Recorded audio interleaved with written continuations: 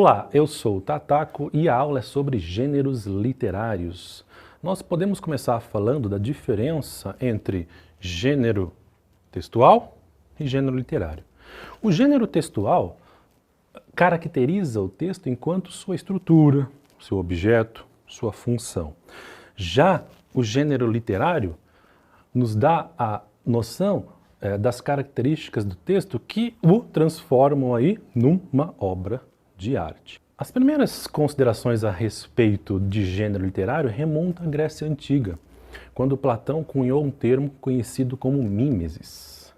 Para Platão, havia dois tipos de mimesis. A mimesis boa, que era a mimesis filosófica, que fazia com que o ser humano se aproximasse da divindade, e a mimesis artística, que fazia com que o ser se distanciasse da verdade, e da divindade. Aristóteles, como bom aluno de Platão, questionou o seu mestre e diz o contrário. Diz que o exercício artístico, a arte, fazia com que o ser se aproximasse da verdade do mundo, da verdade absoluta, das formas perfeitas. Então, o exercício artístico era um exercício de transcendência, segundo Aristóteles. Não só isso. Ele elegeu um tipo de arte para ser o mais importante de todos, a poesia. Justamente pelo caráter transformador que esse tipo de arte possui. Segundo Aristóteles, a poesia era mais importante, por exemplo, do que a história. Enquanto a história nos dá o fato que aconteceu, a poesia nos dá o fato que poderia ter acontecido. Enquanto a história coloca o que fomos, a poesia coloca aquilo que poderíamos ter sido e aquilo que poderemos ser. Então a poesia teria esse caráter transformador e educador. No seu livro, A Poética, Aristóteles define a poesia em basicamente 3 gêneros. O gênero lírico, o gênero dramático e o gênero épico, elegendo um desses gêneros como o mais importante de todos, que é o gênero dramático. Precisamente a tragédia, que é o texto encenado, que é o texto teatral. Para Aristóteles, o texto encenado era mais importante do que as outras formas de poesia, porque era um texto que colocava o espectador em contato íntimo com a obra de arte. Pois enquanto a peça acontece, o espectador vê simultaneamente a obra de arte acontecendo. Diferente de nós, quando vemos um quadro, lemos um poema, vemos uma escultura, aquela obra já está pronta, já está feita. Na tragédia, no texto dramático, não. Ela acontece no momento da vida do espectador. E justamente por conta dessa simultaneidade com o acontecimento da obra de arte, esse caráter transformador e educador teria uma condição mais intensa, mais efetiva. Porque o espectador está vivendo a obra de arte. O maior exemplo de tragédia, segundo Aristóteles, é a história de Édipo Rei.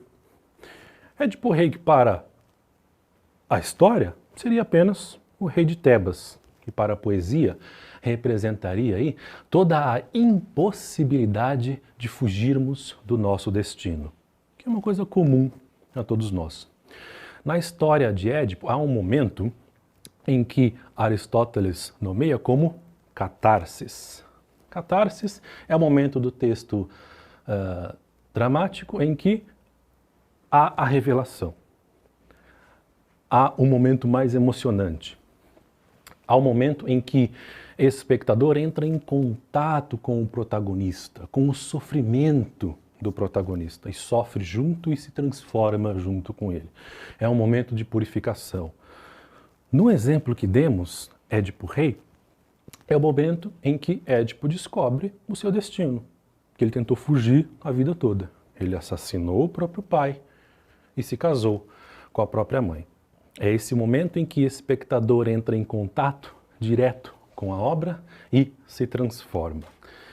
Ora, isso acontece nos dias de hoje. Quem nunca entrou numa sala de cinema ou mesmo numa peça de teatro e saiu de lá transformado, emocionado? Quem nunca chorou diante de um filme? Essa característica se mantém nas obras de arte hoje ainda. Não menos importante que o gênero dramático, que é a tragédia, Aristóteles nos fala também do gênero épico, que é a narrativa em poema, que é o poema narrado. O gênero épico fala a respeito de um herói. Conta histórias de deuses, de mitos, de cosmologias. Esse herói representa não só um indivíduo, mas representa toda a história de um povo, de uma nação. Todas as escolhas que um povo fez até chegar aonde chegou. Quando nós vemos Aquiles, por exemplo, na Ilíada de Homero, lutando contra os troianos, nós não estamos vendo um indivíduo simplesmente. Aquiles representa toda a história do povo grego. Quando nós vemos Vasco da Gama navegando até as Índias, enfrentando os perigos dos mares, não estamos vendo simplesmente um homem guiando um navio, guiando uma frota. Vasco da Gama representa toda a história do povo português. Então, esse herói é uma representação coletiva de todos nós. Ele está em todos nós. Ele representa toda a escolha que nós fazemos ao longo da nossa vida para trilhar nosso caminho. O herói, ele tem características próprias. Ele geralmente tem superpoderes, é um semideus. E o evento que acontece no gênero épico é tão importante, que transcende o plano físico. Transcende o plano físico para o plano divino. Os deuses ficam divididos entre apoiar o herói ou atrapalhar o herói. Gênero épico é um gênero para ser lido. Possui uma estrutura fixa, que é a proposição, a invocação. O poeta invoca, né, a inspiração das musas, o argumento, que é a justificação do porquê aquele texto tem que ser escrito, bem como a narração de fato, que conta as peripécias do herói ali dentro da história, e o epílogo, que é no final, encaminhamento da narração. O gênero épico busca, então, esse ponto de contato da universalização, um ponto, né, de contato entre todos nós em relação à nossa alma, em relação ao nosso ser.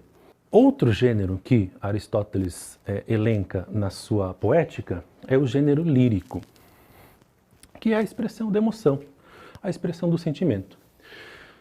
Aristóteles fala que todo poeta épico ou escritor de drama já foi um dia um poeta lírico.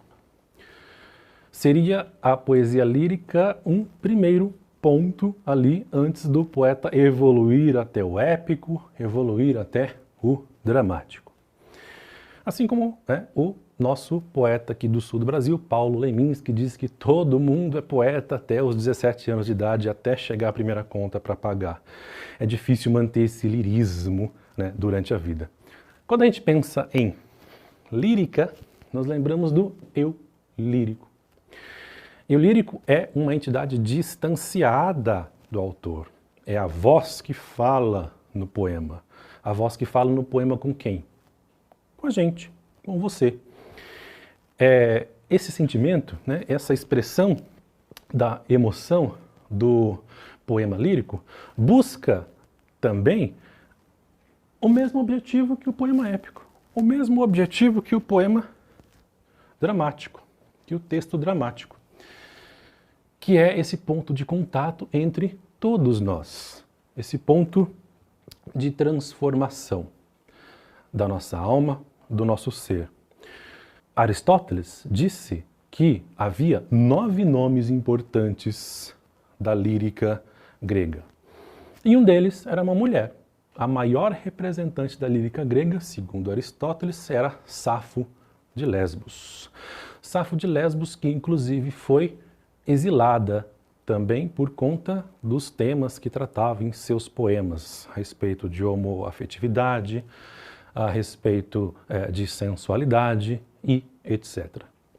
Nós vemos aí na história da poesia uma evolução ao longo do tempo na forma de se contar histórias.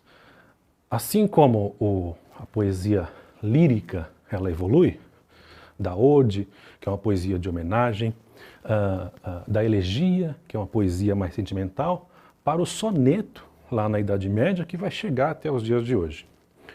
O gênero épico também evolui para o que a gente chama de romance, né?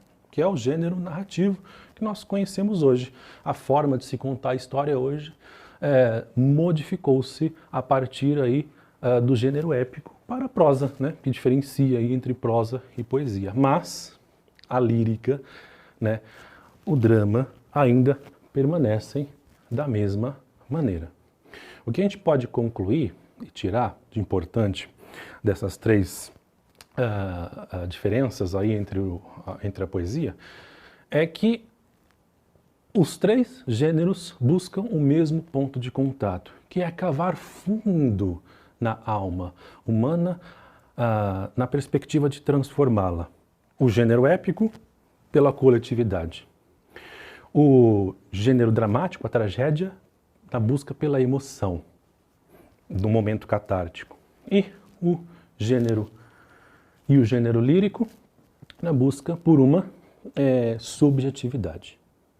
E essa aula foi sobre gêneros literários. Começamos aí falando da diferença entre gênero literário e textual e das três formas básicas aí do gênero poético, que é o lírico, o dramático, o épico, bem como o seu desdobramento, que é o romance, o gênero narrativo. É isso. Tchau.